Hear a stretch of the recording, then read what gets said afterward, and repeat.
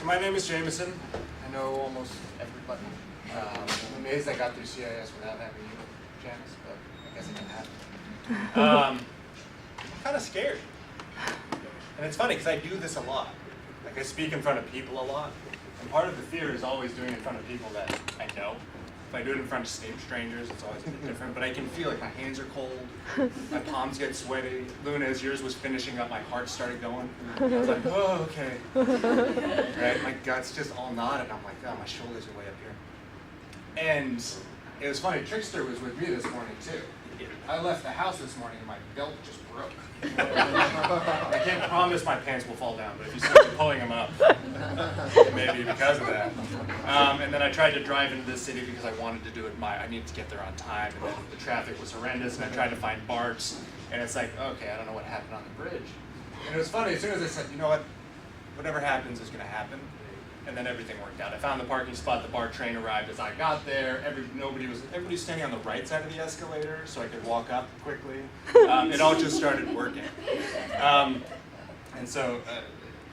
that's so much of my experience through and through. Oh yeah, I even have I always forget this, but I have that wardrobe malfunction, but I always have my requisite zit for presentations. And it comes up every time. Like the symposium last year, I had the zit come up. Every time I have a big presentation, it arrives to greet me. And all of that stuff tends to kind of fit a story I tell about myself. And it's a story that I'm really bad at this, at presenting myself to you. And that I need to do it right. And that if I don't do it right, you're not going to like me. And if you don't like me, then I'm probably going to die. It's the end of that equation. And that comes up over and over and over. And that story goes along with so many things. For me, it's dancing. It's a huge thing. I am bad at dancing, is what that story says. I am bad at singing. I am really bad at making sure all the commas in their proper places. And I am really bad at APA papers. Really bad at them. And that's the story that keeps coming up over and over. And it's what I keep telling myself. And that whole thing is just this crippling shame. And for me, I like to understand it as living as a shut-in. It's something, as I grew up, like so many of us, as I grew up, I started to realize, oh, this is the thing that I don't get love for. This is the thing that's bad. And I was told this is bad. And so I became a reclusive. I pulled inside myself and I became a shut-in. I said, okay, there's all this territory, all these neighborhoods of amazing, wonderful activities that I'm just not going to go to anymore. Because that shame equates all straight to death. And that's it. So I don't go out. I'm a shut-in. And I really experience it that way. My mind is like a bad neighborhood.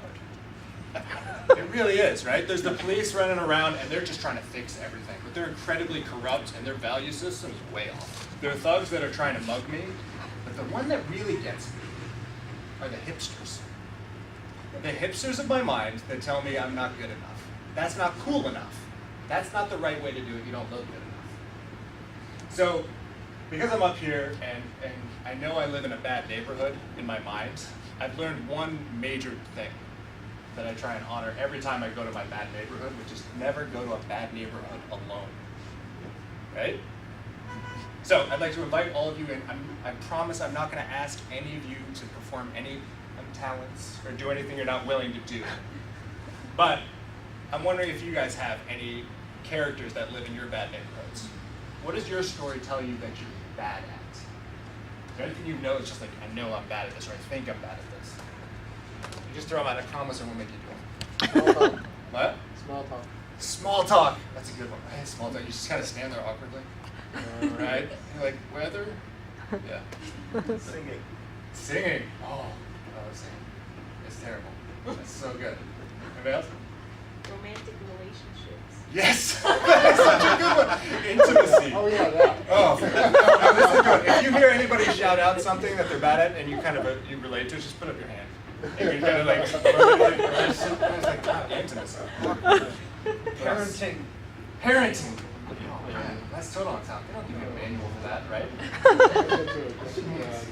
Any others? Spatial awareness.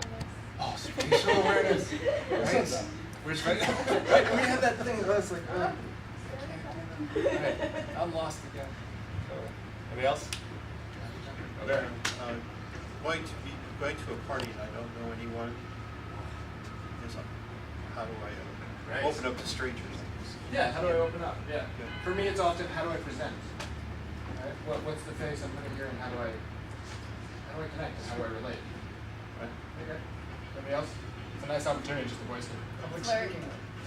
speaking. Oh my God. Right? That's a good one. That. Flirting. Flirting. That's a good one. Yeah. I'm terrible at that too. I don't know how to do that at all. I suck. I lead with, that's actually a good example. I use that as a segue. I lead with weird. Because that's the thing, I don't know how to do it, and generally I'm already at a place where I'm being a little weird, right? So why don't I just be a little weird? It's like how I start up here. It's like I'm gonna be weird about this. If that's cool with you, let's go to that next phase of not being weird. But let's start with weird, because that's what's here now.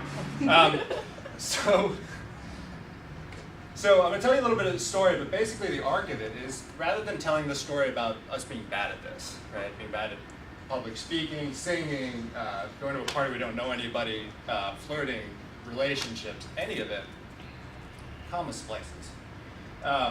Tell a story about that just being an untalent.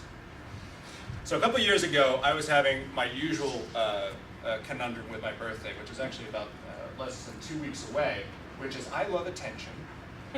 I love it. It's great. I just don't want to be the focus of it, right? Like I want your affection, but I don't want you to really see me.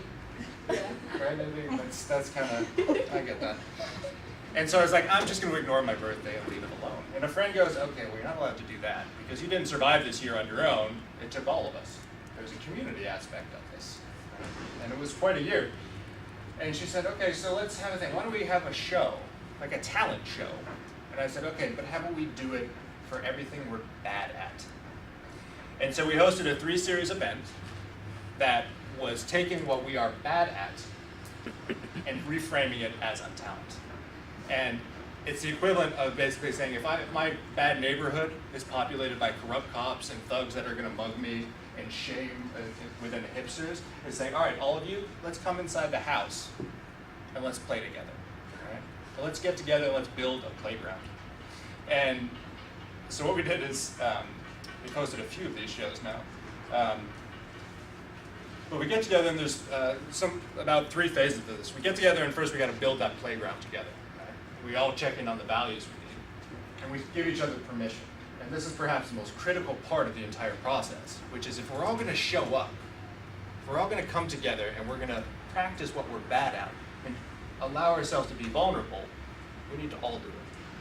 And so we set up kind of 3 rules. I call it improv Fight Club rules, right? Like the rules of Fight Club. You don't talk about Fight Club. You talk about untalent all the time.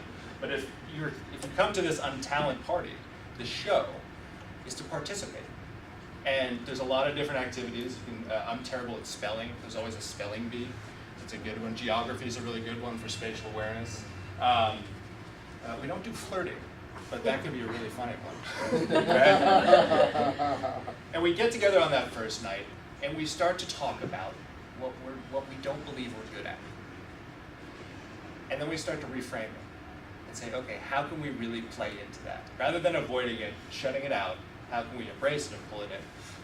And we pair up and we share it with each other. We kind of sponsor and mentor each other through a process, kind of coach each other through a process. And we take on 2 things. It's a practice, but it's largely also that perspective. It's the reframe, right? The perspective of rather than bad, it's on talent, but also the practice of really getting into it. And so those 3 rules are everyone on talents. If you're at the thing, you got to do it. Even people that are just in the supportive roles and videotaping or whatever it may be, everybody on talent, because there are no tourists. There's no tourism in this neighborhood. We're all living in it together, so we might as well play. No one gets to be bad. When someone screws up, everybody starts yelling, "Untalent!" Because that's the point. The point is to play. The point is to screw up. And thirdly, you got to try.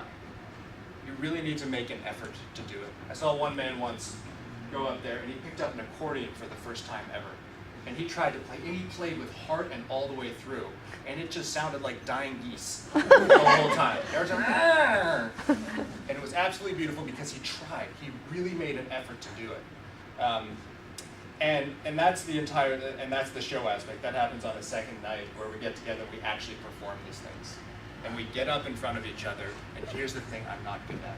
My first year, it was really the spelling bee, and you get to stay in the spelling bee if you continue to get them wrong, rather than continuing to get them spell the words correctly. There's amazing things about first year. Last year, I danced because I'm terrified of dancing, absolutely ashamed of dancing. I just get in and I start awkwarding, and I just took a YouTube video of Beyonce's single ladies. I had 2 backup dancers, and I just mimicked whatever she did as best I could. We had people act out, these terrible actors act out Sex in the City scene, which was truly magical. I saw a man try and spell bicycle without a Y. It was amazing. It was absolutely glorious to like see this and really be able to laugh with it rather than be able to say, oh, I can't spell. Right? What do I do without spell check? And this entire process, this entire show is recorded because there's a witnessing process that happens with each other as we perform on talent and as we practice on talent and play on talent, but it's being able to actually see ourselves. So I record the entire series and then over 2 weeks, edit them. And I edit them down into short pieces, taking out some of the filler, but making sure that some of the talent is there. And then we all get back together and we have a redux. And we go back and we watch ourselves performing this on talent. And it is the most painfully liberating experience I've ever had with shame. And I've recorded people's faces witnessing themselves as well, and they just light. It's a breaking of something. And it's truly magical. The other part of this is, I didn't frame it as such, but it's a really useful way to understand it. It's an initiation process. If we come together, we really descend into these places, we reclaim a bit, and we come back with it. And the communities that have grown out of these shows have been more wonderful than anything. And I keep having people clamoring saying, when's the next show? And when's the next show? Because it's such a way to connect. To be able to witness each other at that depth and be able to come back from that shame and say, hold on, that didn't kill me. Me dancing in front of you didn't kill me. And that's absolutely, it's just glorious. So, in the spirit of that, I'm not going to show you my full dancing video. I know, but there'll be a little glimpse of it. But this is a video that came out of. It's also part of my work. I do a lot of video editing and video storytelling. And so after the second show, this was a teaser for the Redux. And so it takes little clips of a few things that people perform. And it's a great thing. Do they sign releases or something to let you show these? For this is not public at all. This is for you guys. But yeah, this one, everybody in this is okay, and it's here. So, watch it back up, and I'm right at time. So,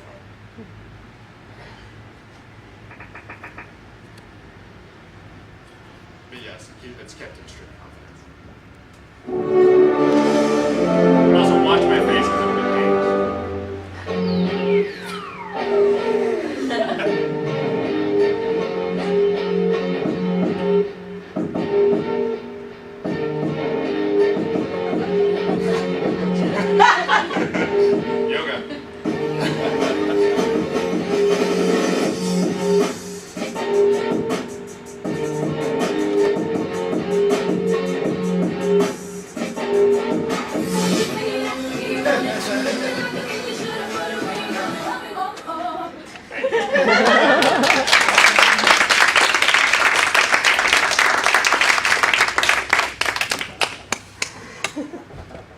Improv Fight Club, next $1 million startup. Watch out.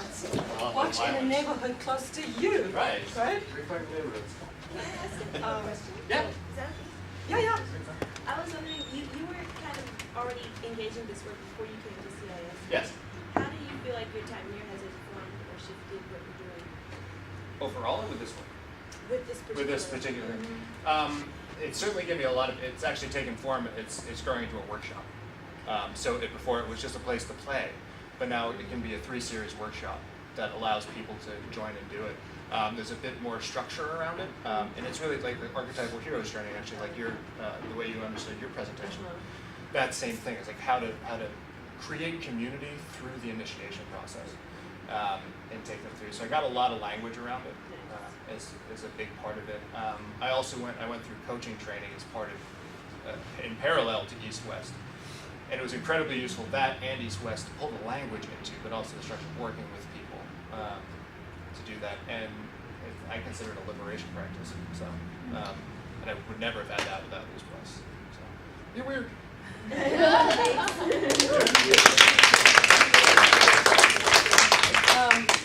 I just want to say one more thing because I think that the depth of, in the pieces that Jamison wrote, in the depth of the experience of working with shame, it seems like he's starting some new wave of how to work with people. And I really do believe, like most of your projects, they're projects that are really going to manifest in the world and are already manifesting in the world. So something about perfection is for the gods, untalent is for us humans, you know, something like that. So great job, and I also look forward to seeing where you'll be in the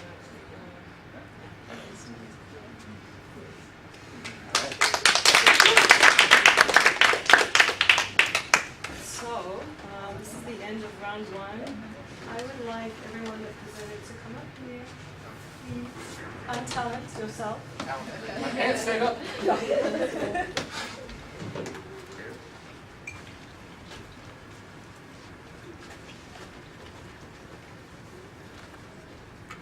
What is this? From tallest to shortest. Totally. With heels? Are you gonna do the secret ladies? Yeah, why not?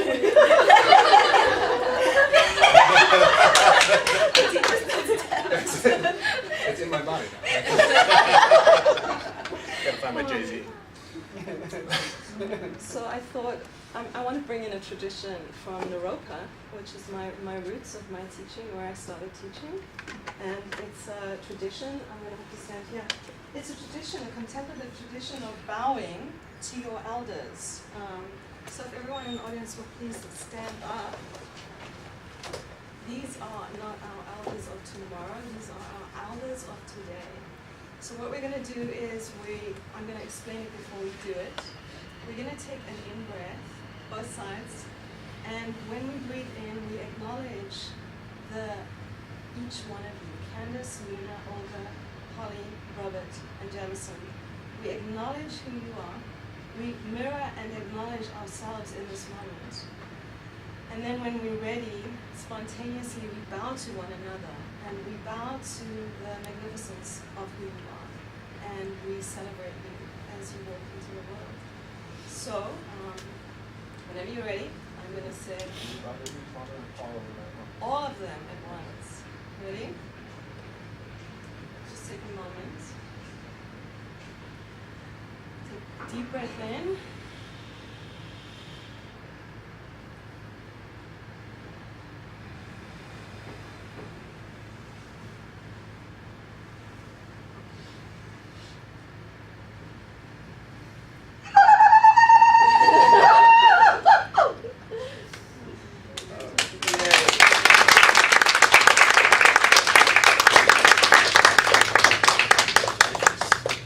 Round two, May 1st, and closing ceremony, May 7th. Inshallah. So May 1st, your birthday or? May 2nd.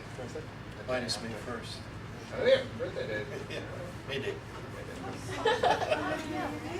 That's right.